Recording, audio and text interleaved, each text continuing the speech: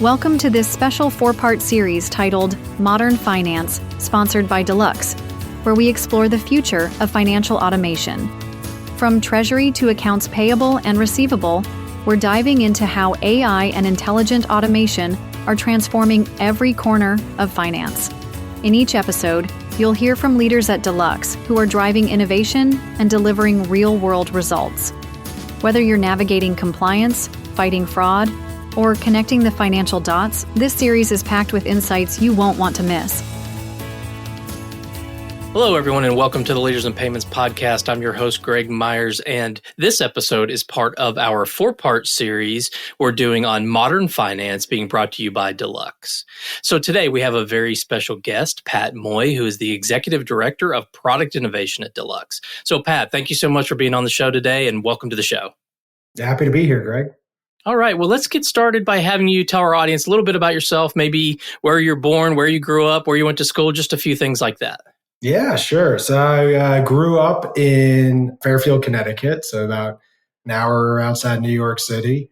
Went to school at Loyola University of Chicago and studied business administration there, and then bounced around a little bit in a few different industries. Spent a lot of time in HR, software, then in payments, then down in Atlanta at First Data, then in Columbus, Ohio at Nationwide Insurance, and for the past 4 years been at Deluxe in all those places, helping companies build new products.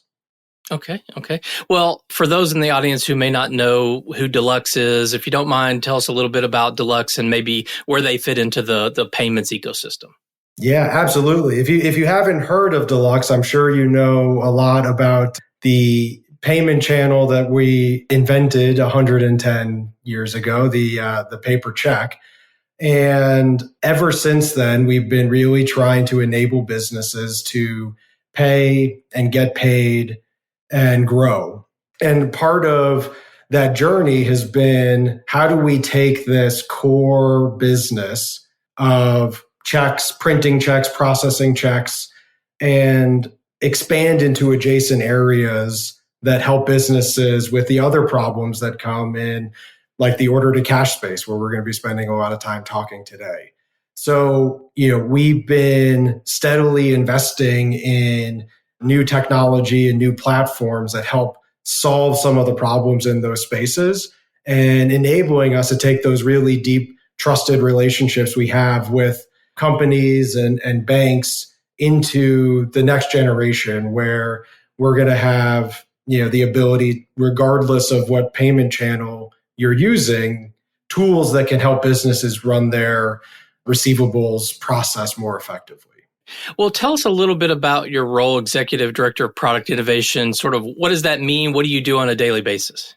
Yeah, it's one of those words that when I introduce myself to people, that everybody hears and can mean a lot of different things. And innovation at Deluxe, what it means is really solving problems for our customers, right? And it doesn't always have to be some flashy new use of technology or some crazy new product. It's really spending time doing some really deep research with customers to understand their needs and really understand their pain points, and then working on building solutions that address those and really delight users in ways that they can't really even articulate, right? And can't imagine, right? So there's a whole world of places we could go. And my job is to help focus on the places where Deluxe should go and do it from a customer lens, so that we are not just solving problems we think we should solve. We're solving problems that actually make an impact for our customers. Okay, great. So let's dive into the topic at hand, the future of accounts receivable automation. So maybe tell us kind of what does that mean? What is accounts receivable? Level set on a definition, and maybe talk about the size of companies you typically work with, size of banks, and we'll build on that. Yeah, absolutely. So I'll start with companies that we typically work with. And at Deluxe, our core business is mid to large enterprises from a receivable standpoint. So when you think about companies getting paid heavily via check, right? Checks are still one of the predominant channels in B2B payments. So a lot of our corporate customers are in that mid to large enterprise. And we work with banks of all sizes to offer our receivable solutions to their customers. So that's sort of the landscape of who we work with. But at the end of the day, it's really solving problems for those customers that are the AR teams at these companies. And what they're doing is working through the process of issuing invoices and managing payments that are coming in, matching payments to invoices and remittance, and fielding questions and making sure that the business is getting paid and getting paid on time.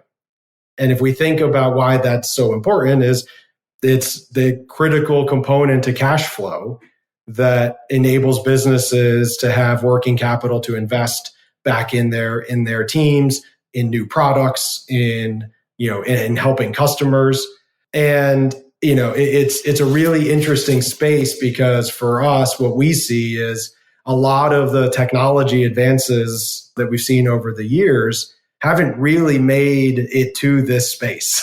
There's still a lot of work that's surprisingly very manual, a lot of spreadsheets, PDFs, emails, right? There's a lot of things that are in this space that cause a lot of strain on these teams. And one of my favorite things when we go and talk to accounts receivables teams is they often refer to themselves as cash detectives. So they are out doing detective work to figure out this payment they just received. Who paid them? What did they pay them for? And so that work is really what stands in between businesses getting paid and being able to use that cash to invest back in their organization. Okay, great. So we've level set on the AR function. I think, we all kind of get that. We understand the types of companies and organizations you work with. Now let's talk a little bit about the future and how AR can be more automated. And we often hear this phrase, embedded analytics. So maybe let's unpack that a little bit. What is it? What's the goal? Maybe what are some of the challenges around that? Yeah, I love how this is becoming more and more important as companies talk about the use of data. And really what it's in service of is decision velocity, right? It's about arming users with the right insight at the moment it's needed and not making them work for it. So if we think about one of the ways we sort of architect decision making as I look at helping businesses, it's built on sort of a 3-stack pyramid of data at the bottom. And data then creates insights as a middle layer, which drive action at the top layer. So for me, embedded analytics is all about action. And the challenge is, without good data at the bottom layer, the insights might not be good, which means the actions are potentially not the right actions or not specific enough to actually make an impact on your business. So as we think about why something like embedded analytics would be important, it's because teams need to make faster decisions, right? We talk about enabling faster payments, right? And we want organizations to help them get paid faster. But if you can't use that to then make faster decisions and smarter decisions, then it's not really that beneficial to get paid faster, because you're still held back by the challenges that your data is causing problems when it's not actually useful for the decisions that you're trying to make. Yeah, I'm going to double click on something you said, that bottom layer of data. Is that data that's like always there? It's there, or are they having to like go out and get the data, and that adds even more complexity? That data exists, but it's in a bunch of different systems. Right? The data from ACH and wire payments is with the bank. The data from lockbox payments is with a company like Deluxe. The data from their open invoices is in their ERP.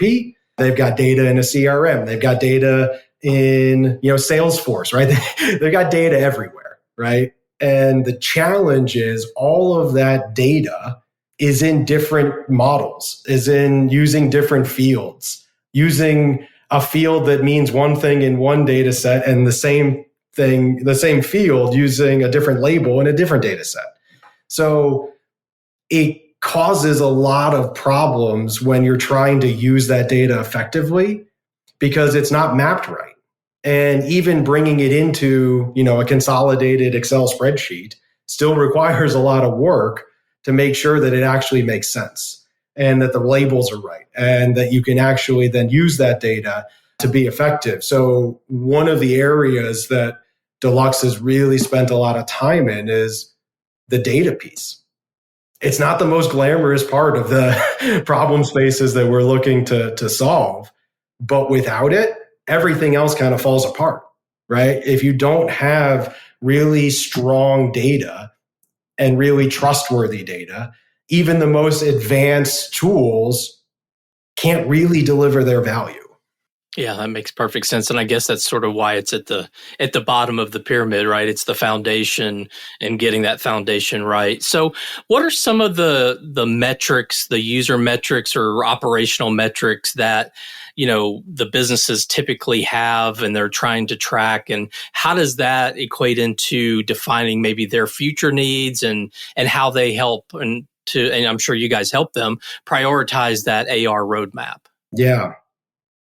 So you're going to have your stock standard ones like day sales outstanding, payment velocity, unapplied cash rate, percentage of auto match to invoices.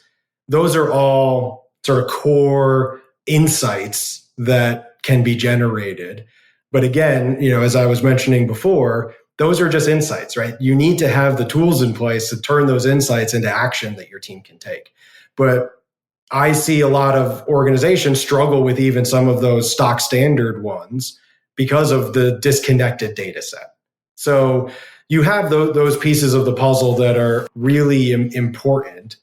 But what I've seen when I go out and talk to CFOs and talk to leaders of receivables teams and ask about what types of insights are they using and share ideas for new insights that they could be generating, there's a whole wish list of things that are so far from their reality because even some of the basic ones, they're struggling to really get their arms around.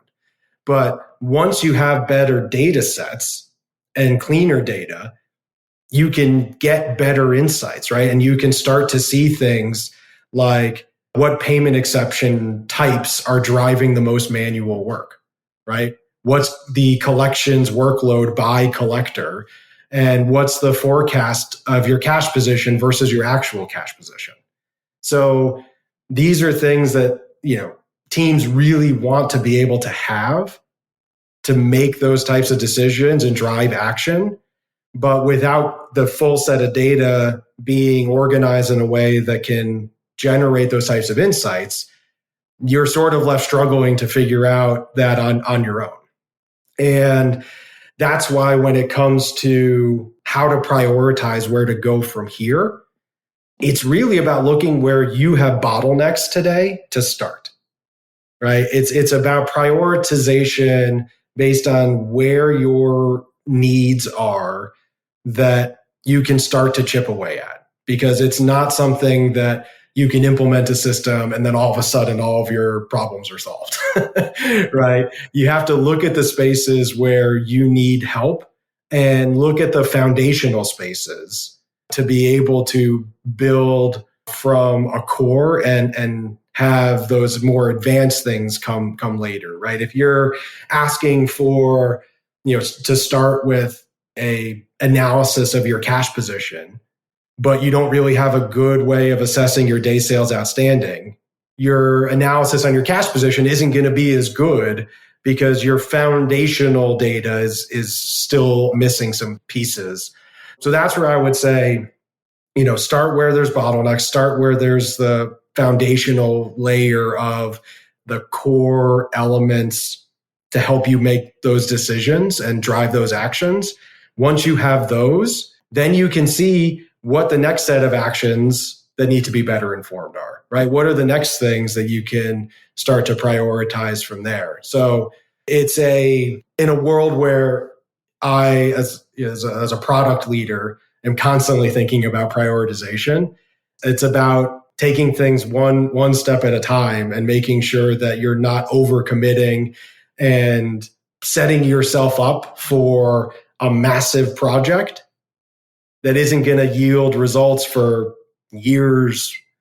You want something that's going to yield results in weeks and months, right? And those are the things. How do you take those right-sized approaches? So those are just some ways to, like, questions to ask yourself as you're trying to prioritize. What are those right-sized spaces for us to start? And Deluxe often emphasizes that, this automation for, really anything, but certainly for accounts receivable, this automation is really a journey, right? And so how do you develop or work with your customers to develop that kind of implementation approach? What does that look like? And then from a timing perspective, you mentioned obviously there can be projects that take years and there can be projects that take days, but sort of what do you lay out as typical timelines when you talk to customers and what's the implementation kind of look like? Yeah. The reason why we say that it's a journey, everybody wants the destination, right? Everybody wants the end of the road and the straight line forward, but that's the hardest thing to get to if you don't take the time to deal with some of the mess and chunk out the work in a way that allows you to take steps in that direction. And also in this space, there's a lot of risk in change. So if you think about where we started this conversation, receivables is the lifeblood of the organization, right? And the receivables teams have processes in place. They have mechanisms to help them turn a payment into applied cash. So we are injecting into an existing ecosystem of work and coming in and saying, we're going to tear down everything and start over and have a brand new process in place isn't going to work for any team. And we don't want it. Like, that's not what we want, because that is a major disruption to the ability for that team to be effective. And so where we look to start, as to no surprise, is on the data. So identify what your data sources are and automate the ingestion into a data platform that can allow for that data to then be used for research, reporting, insight generation, and structuring that remittance data in line with the payment data, being able to match it to open invoices. Those types of things allow you to then take those next steps, right? And taking those next steps then looks like, how do we get some of the more unstructured data sets into the mix, right? If you have an email inbox that you have for customers who are paying invoices digitally and they send emails saying, hey, I paid this invoice, that's not really a structured set of data. So don't start with some of the more complex data sets. Start with the ones that have some structure that's just a little disconnected, and then move into those unstructured data sets that can then power the core platform to be more effective, because now you have an additional layer into what you're using for matching, for research, for reporting. And then from there, now you have all of the pieces of the puzzle. You have your payments, you have your remittance, you have your invoices, you have your customer information. Now you can start to then apply that in those layers of intelligence that the CFOs and the leaders of these finance teams really are craving. But if you start with those trying to solve for your intelligence layer without solving for your data layer, you're going to have a big problem when that data may or may not be trustworthy. You want to be able to trust the data. So that's where we spend the majority of our time, is making sure that we have the highest level of data integrity with what we bring into our products, our tools, so that we can start to unlock the value of automation and intelligence with that data set. So, assuming a client has kind of mastered the foundational and has the data, maybe they're looking at activating some of these more advanced things or even integrating other technology. But as everyone knows, they're not the ones doing the development work, right? There's no development team in AR automation that I know of. So how do they do that? How do your clients kind of take advantage of those things without like overloading their IT and dev teams? Yeah. So this is one of my favorite parts of where we've been focused is let us handle the complexity for you. That's part of the mantra of our team, because a lot of what we've seen over the years and candidly what Deluxe had done before our pivot to a payments and data company is that if you want to bring this data into our system, you have to follow this format, which means development work on your end to build a file that fits that format that then can be imported into our system. We've made fundamental changes to how we think about that. And a big part of our platform is rooted in just give us the data as it exists today. You have data you can export from a system. Don't worry about formatting it. We will take care of that. Let us handle that complexity for you so you don't have to spend those resources to enable a product to work. We want to take that on because that's really where some of the biggest hurdles for organizations to adopting these tools lie, is in getting resources. And it's why, as I mentioned before, the accounts receivables teams haven't really felt the advancements in technology that other areas in the organization have, is because they don't get as much time and attention from internal resources, technology resources, as other parts of the business that are more revenue generating. And I think that that's really one of the big opportunities for leaders in this space to really think about is, how do you reframe your receivables team from a service provider to the organization to a strategic advisor to the organization? And that then allows you to have, more a seat at the table for resources and things like that. So we want to take on that complexity and enable you to have those types of conversations that really pivot, where you're positioned in the organization, and do it in a way that you don't have to, spin up a technology project and, beg, borrow, steal for resources to be able to do it. Sure, makes a lot of sense. So what do you see as beyond, obviously, the trying to get more IT resources or development resources?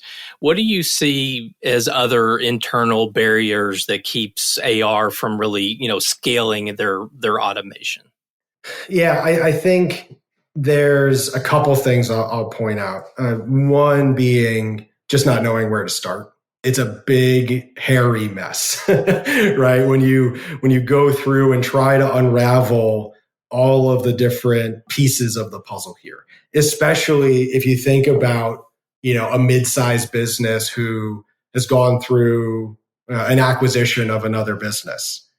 Now you're dealing with 2 ERPs or maybe even more, and 2 banks and other payment channels. And now you're trying to even, that consolidation effort is now multiplied beyond just trying to handle it for one organization. And so you run into this scenario where, you don't even know where to start, and everything feels like a mountain to climb.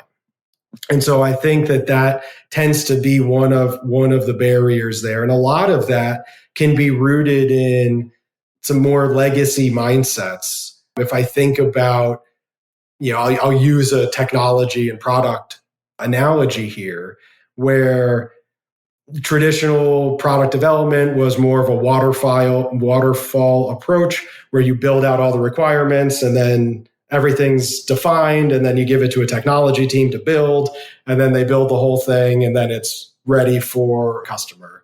Versus an agile approach where it's, you define what is the way you can deliver value and solve a customer need, but not everything, and build towards everything over time, incrementally releasing value. I think a lot of parts of different businesses still kind of operate in a more waterfall mindset where, okay, well, if we're going to do this, it has to be everything. And I would challenge teams to really change that, right? Change that mindset. So you're not thinking that it has to be this massive project in order for us to get funding, in order for us to get time of day from different teams. Don't think about making these big swings. Think about the incremental gains you can have by just changing some pieces of the puzzle. Like just take your lockbox and ACH and wire data and just have it all in one place, right? That doesn't seem like a lot, but I'll tell you, that's not easy. And, for companies to just then have one portal for being able to research and have access to all the data in one place can start to then change some of the other behaviors. And now all of a sudden you're like, okay, now we can do this. Now we can do this. So back to your question on prioritization, when you prioritize a big transformation and then try and do it in one, big swing, it's going to take forever and it's not going to yield the results you want it to. So transform in the most important areas first and take those smaller steps. Think in a more agile way instead of a waterfall way to get you to the outcomes you want to achieve. All right. Well, this has been a great discussion so far. I mean, you've shared a ton of incredibly valuable insights and wisdom, obviously, with your experience. But if you could try to boil all of that down to maybe one piece of advice for, the leaders in this AR space, what would that be? Yeah. So I think my advice would be don't fall for the flashiness of AI, automation, all of these new tools that are out there for teams to be able to take advantage of.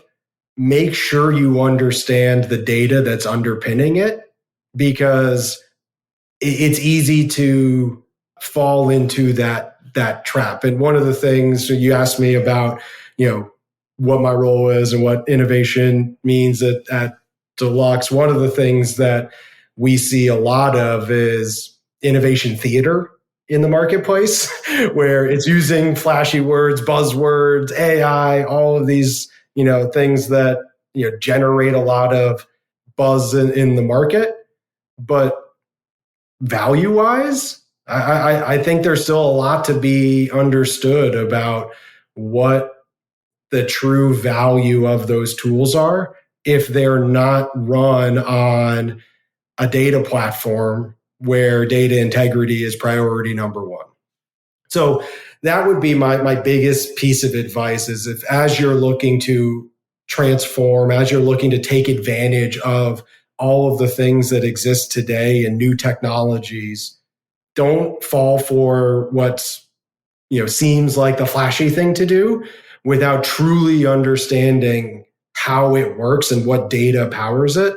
Because you can end up in a situation where you think you have automation, but your team's actually doing the work. Their day-to-day doesn't actually get any better. Gotcha. Well, before we go, just going to open the floor and see if there's anything else you'd like to add to the conversation, anything maybe you feel like we missed or you wanted to double click on. So just going to open the floor for that. Yeah, no, I appreciate the time. I love this conversation, and I hope for folks that know the Deluxe name and know us as the check company, you can start to see that we've come quite a long way from what that, the core product that we've had for the past 110 years. And it's really been very specific focus of ours. And it's allowed us to enter into these new conversations, but our core goal is still the same: helping businesses get paid faster and be smarter about the decisions they make and introduce or remove friction from the processes that they're operating on a day-to-day basis. So it's been an awesome journey to be a part of over the past 4 years here, and excited to really see the next things that we're bringing to market. All right. Well, Pat, thank you so much for being on the show today. I know your time's very valuable. So again, thank you so much for being on the show. Thanks for having me. And to all you listeners out there, I thank you for your time as well. And until the next story. Thank you for listening to today's episode. If you'd like more information on the transformative potential of AI and automation in modern finance, please visit www.deluxe.com/receivables-management/cash-application